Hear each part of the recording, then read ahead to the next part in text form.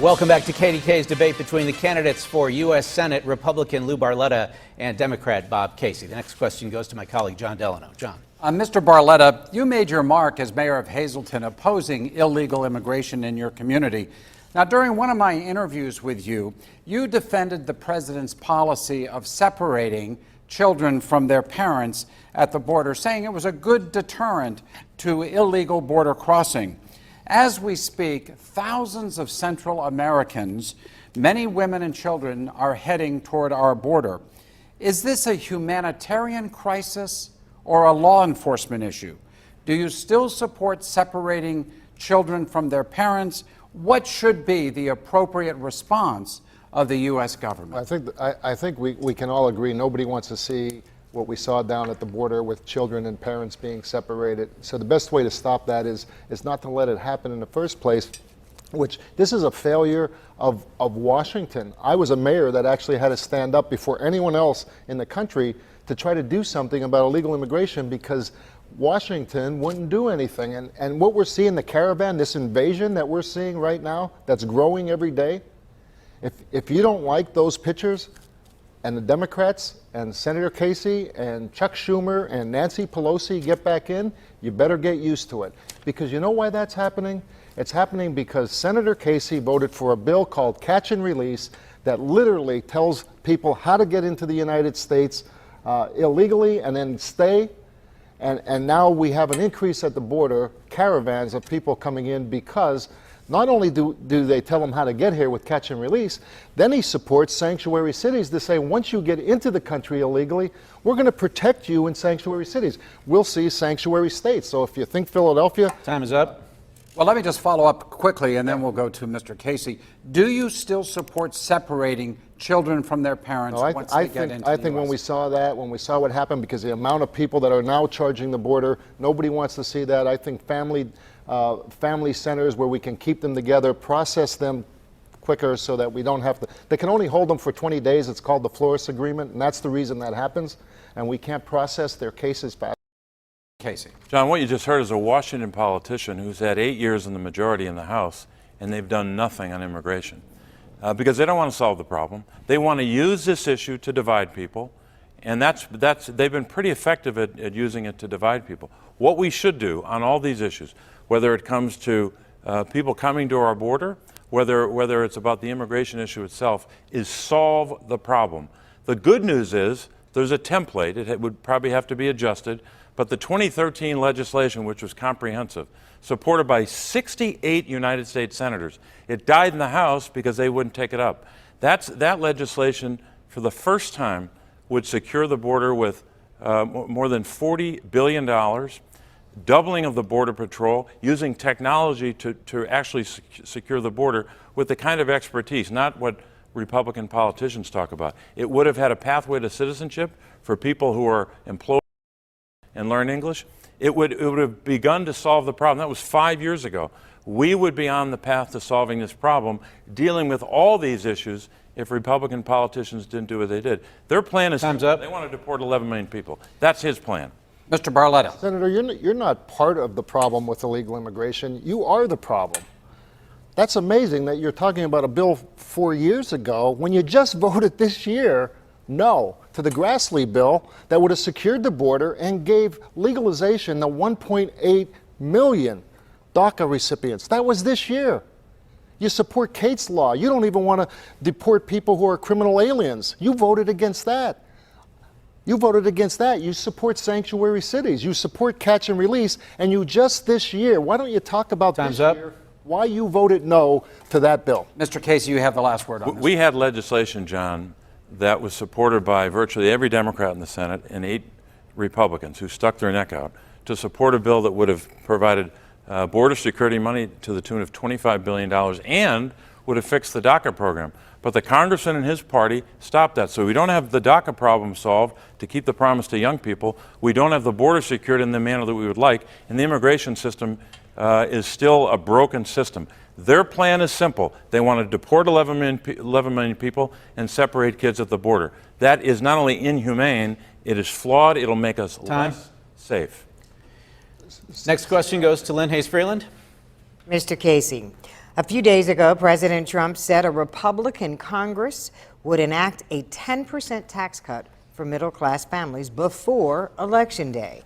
Of course, that was impossible because Congress has recessed for the election. But given the record deficit, $779 billion in deficit spending during Trump's first year, is this really a time for?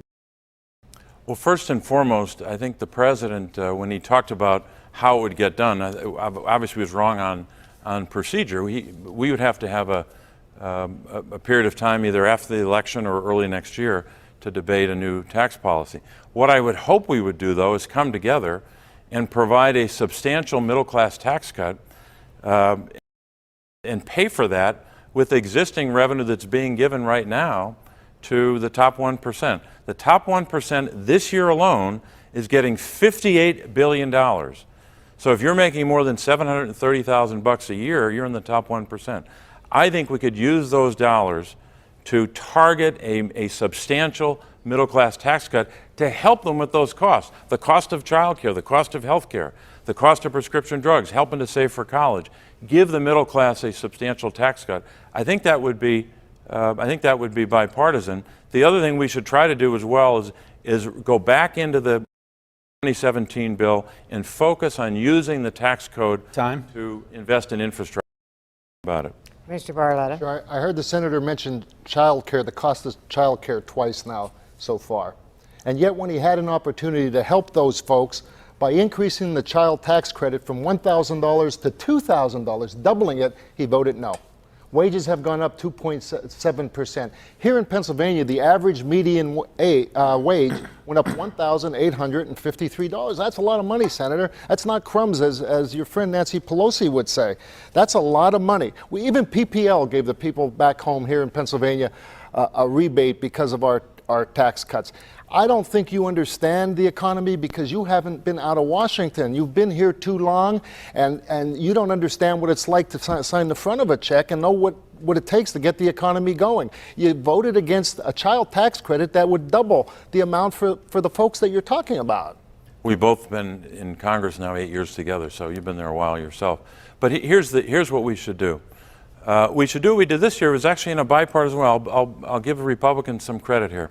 We came together a bill, a spending bill for the years that made long overdue investments in medical research, in health care, and education. And it was bipartisan.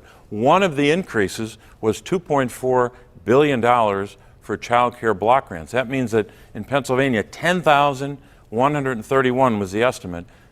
Children in Pennsylvania will have child care today because those block grants were expanded. That's a good thing. We should do more than that. Mr. Barletta, final word? Yeah, again, the Democrat talking points that, let's tax the top business owners more money, doesn't understand how to get the economy going. So the more taxes, that's why businesses were leaving the United States, because we had the highest corporate tax rates in the world. They're coming back in here creating jobs. Why do you think jobs are being created? You can't say you like eggs but want to kill the chicken. So don't tell us that you like jobs but you want to kill business, because that's what your policies do. Overregulate, overtax, and away they go. There goes our jobs. All right, thank you. We're going to move on. Mr. Barletta, your opponent says that to reduce the likelihood of future mass shootings in this country, it's just common sense, he says, to ban assault weapons, ban high-capacity magazines, and expand background checks on gun buyers. Which of those do you disagree with, and why? So I don't think, I don't think that we should have any automatic weapons on the streets in America. Automatic weapons on our streets in America. I don't believe that people who should not have guns can get guns.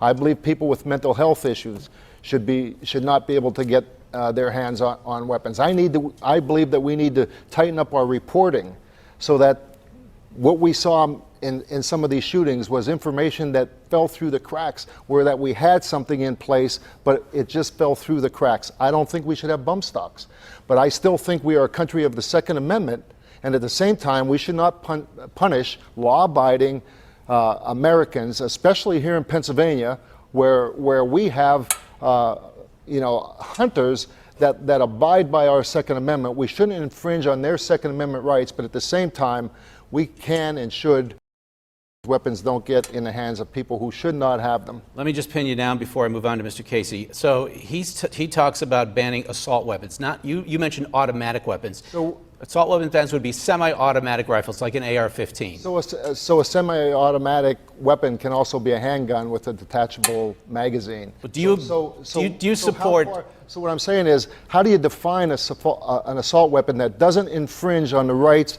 of law-abiding Second Amendment Americans? Would you disagree with a new assault weapons ban similar to the one that was enacted under the Clinton administration? Well, again, what's the? It's a yes or no question. Well, would you like to see that assault weapons ban return?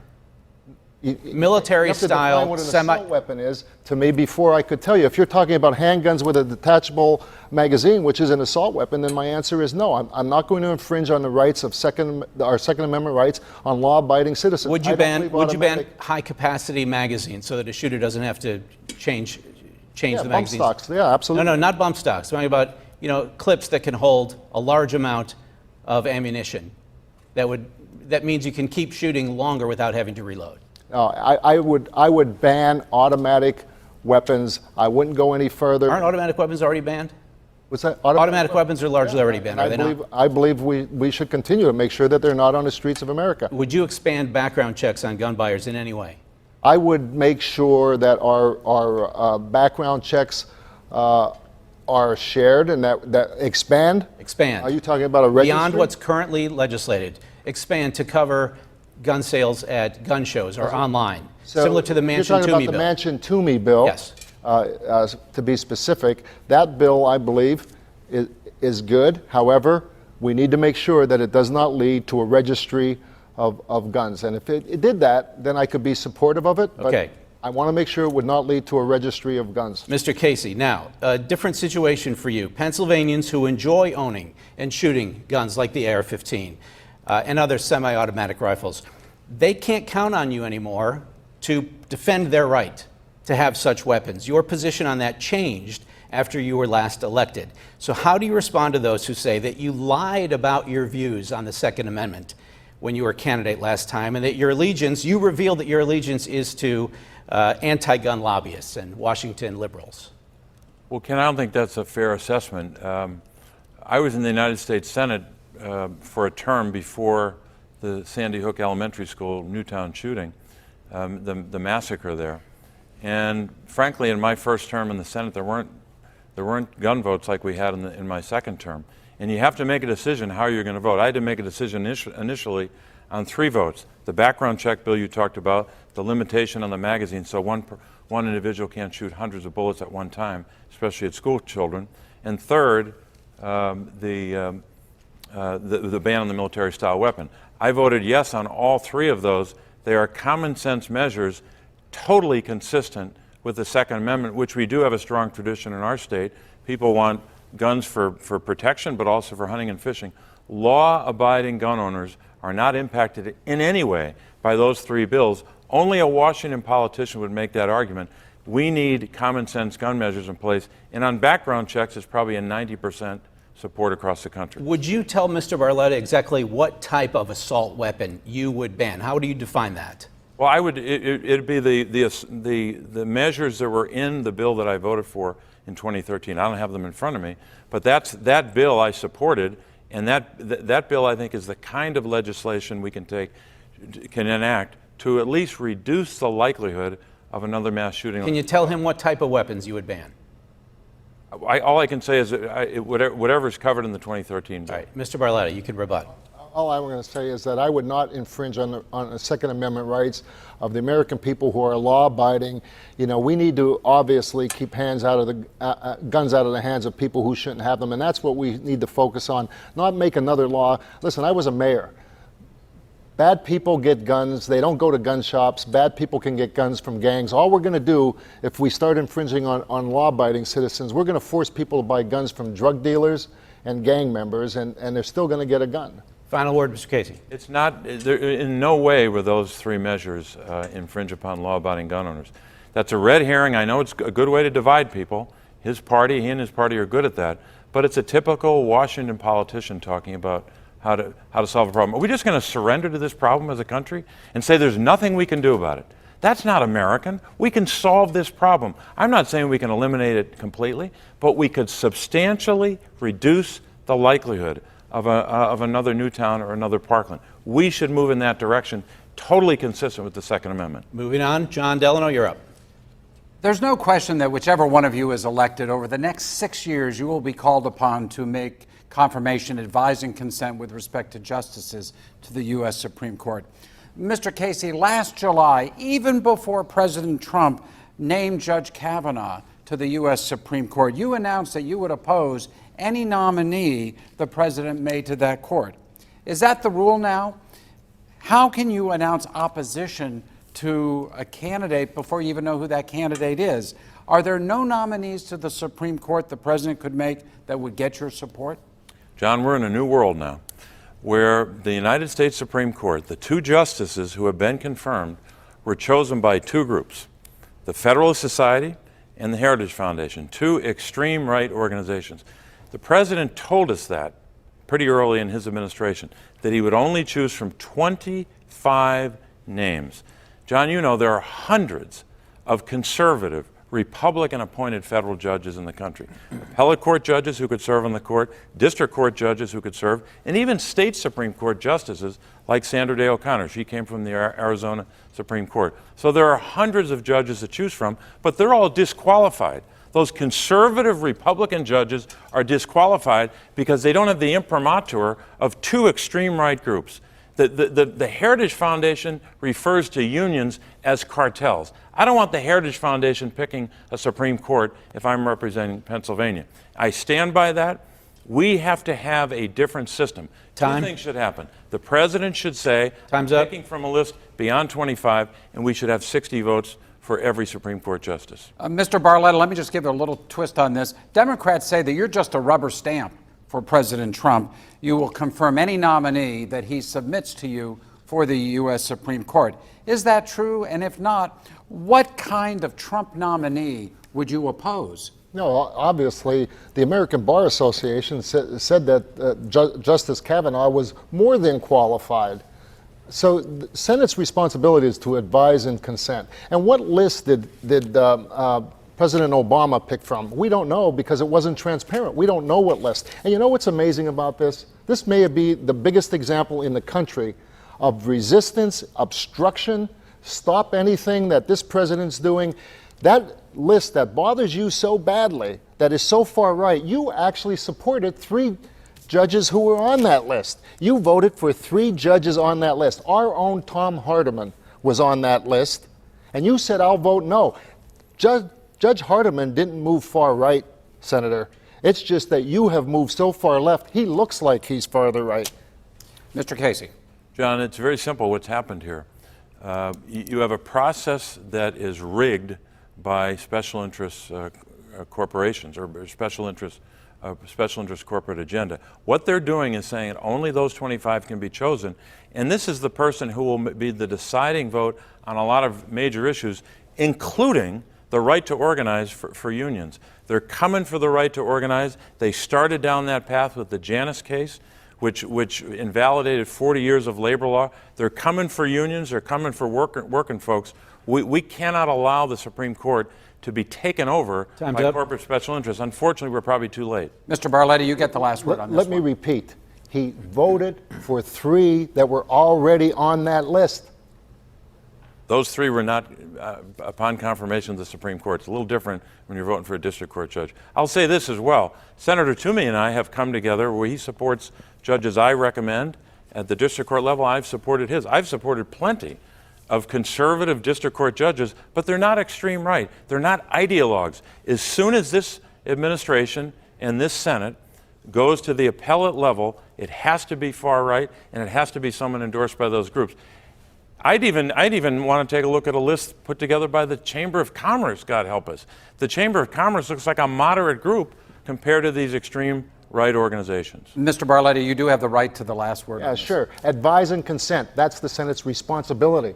That's your responsibility, to give those folks at least a chance to be in front of you so that you can advise and consent. To just say, I don't care who it is, I'm voting no, just shows that you have become a leader in this country in resistance, obstruction. It's no. The only reason it's no, it's because of who it came from. You supported 3 of them before, and all of a sudden they're no good.